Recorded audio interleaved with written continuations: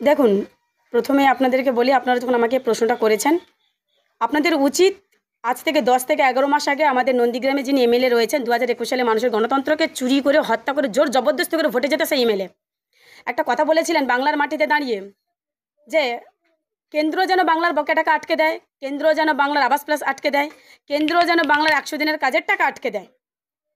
আমি আপনাদেরকে সেই ভিডিওটা একটু দেখাচ্ছি, আপনারা শুনুন। সরকারের গ্রাম উন্নয়ন দপ্তরে একটা টাকাও দিতে দেবো, 100 দিনের টাকা বন্ধ আছে, আবাস যোজনা বন্ধ আছে, একটা টাকা পায় দ্বাদশ অর্থ কমিশন, ওটাও বন্ধ করার ব্যবস্থা। এবার আপনারা শুনলেন, এবার আপনারাই বলুন তো, শুভেন্দু অধিকারী যদি প্রকৃত বাংলার মাটিতে জন্মাতো, রবীন্দ্রনাথ, সতীশ সামন্ত, নেতাজির মাটিতে যদি তারা শুভেন্দু অধিকারী যদি জন্মাতো, তাহলে শুভেন্দু অধিকারী কি কেন্দ্রকে নির্দেশটা দিতে পারতো বাংলাকে পেটে ভাতে মারার জন্য?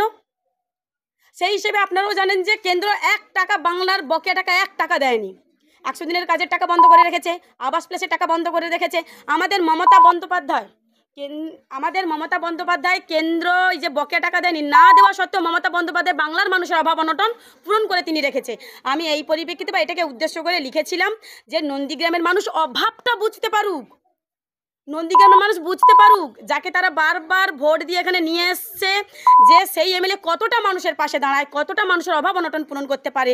এই পরিপ্রেক্ষিতে আমি একটা পোস্ট করেছিলাম যে আমি এমনও লিখেছি যে আমি নন্দীগ্রামের সাধারণ মানুষ হিসেবে আমি দিদির কাছে বা দিদিকে বলতে চাই যে নন্দীগ্রামে বেশি না 2 মাসের জন্য লক্ষ্মী ভাণ্ডারটা ময়নার মতো বন্ধ করুক, তবেই নন্দীগ্রামের মানুষ আমাদের যিনি এমএলএ রয়েছে তার কাছে তাদের অভাব অনটনের কথা বলতে পারবে, তবেই তো আমরা তার কাছে অভিযোগ নিয়ে যাবো, অভাবের কথা বলতে পারবো, তবেই তো উনি আমাদের অভাবটা পূরণ করতে পারবেন। আমি সেই পরিপ্রেক্ষিতেই পোস্ট করেছিলাম এটা। আমার নাম অষ্টমী গিরি, আমি নন্দীগ্রাম 2 এর জেনারেল সেক্রেটারির পদে আছি, অর্থাৎ নন্দীগ্রাম ব্লকের অন্তরে বয়াল 2 অঞ্চলের গ্রাম পঞ্চায়েত মেম্বার। আমি বলি জনগণ চাইবে যেই সরকার উন্নয়ন করবে সেই সরকারকে চাইবে। এই সরকার বা ওই মহিলা উন্নয়ন কাকে বলে জানে? শিক্ষিত ছেলে বেকার হয়ে পড়ে আছে, শিল্প চাই, শিল্প। ওই লক্ষ্মীর ভান্ডার চায় না। লক্ষ্মীর ভান্ডার ওই মহিলা হোক আর ওই সরকার হোক, তার বাপের টাকায় লক্ষ্মী ভান্ডার দেয় না, জনগণের ট্যাক্সের টাকায় লক্ষ্মী ভান্ডার দেয়।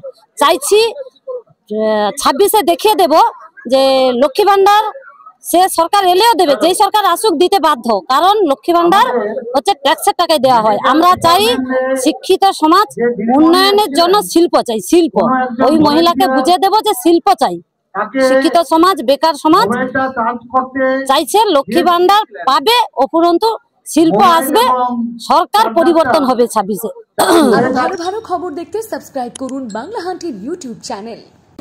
বাংলা হান্টের আরো খবর দেখতে নজর রাখুন। বাংলা খবর মানেই বাংলা হান্ট।